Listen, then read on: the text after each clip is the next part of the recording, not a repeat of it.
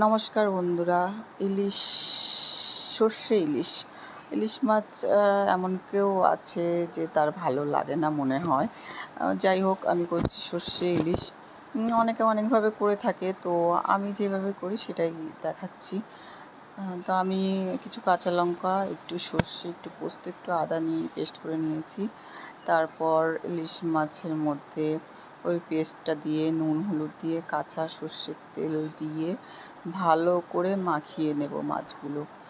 মাখিয়ে নেওয়ার পর কিছুক্ষণ রেখে দেবো 5 মিনিট মতো। তারপর কড়াই বসিয়ে দিলাম, দেওয়ার পর তেল দিয়ে দিলাম কড়াইতে, দেওয়ার পর তেজপাতা দিয়ে দিলাম, দিয়ে কিছু কালো জিরে ফোড়ন দিয়ে দিলাম, দিয়ে তারপর আস্তে আস্তে মাছগুলো সাজিয়ে বসিয়ে দেব সুন্দর করে, না হলে ভেঙে যাবে মাছগুলো উল্টো পাল্টা করে দিলে। তারপরে ঢেকে দেব 5 মিনিট মতো, একদম ধিমা আঁচ করে ঢেকে রাখবো।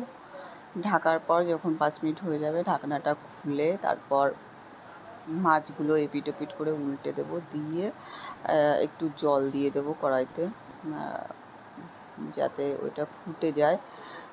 যাই হোক, আমি নতুন নতুন ভিডিও করছি এবং নতুন নতুন ভয়েস রেকর্ডিং দিচ্ছি, তো একটু শুনতে অন্যরকম লাগতে পারে, তো সবাই একটু মানিয়ে নিও। তারপর আমার সর্ষে ইলিশ রেডি। 2-4টে কাঁচা লঙ্কা ছড়িয়ে দিলাম, দেওয়ার পর আমার সর্ষে ইলিশ রেডি। তারপর আমি নামিয়ে নেব। তো ট্রাই করে দেখতে পারো, খুব ভালো লাগে। যাই হোক, যারা আমার ভিডিওটা দেখছো তাদের ধন্যবাদ।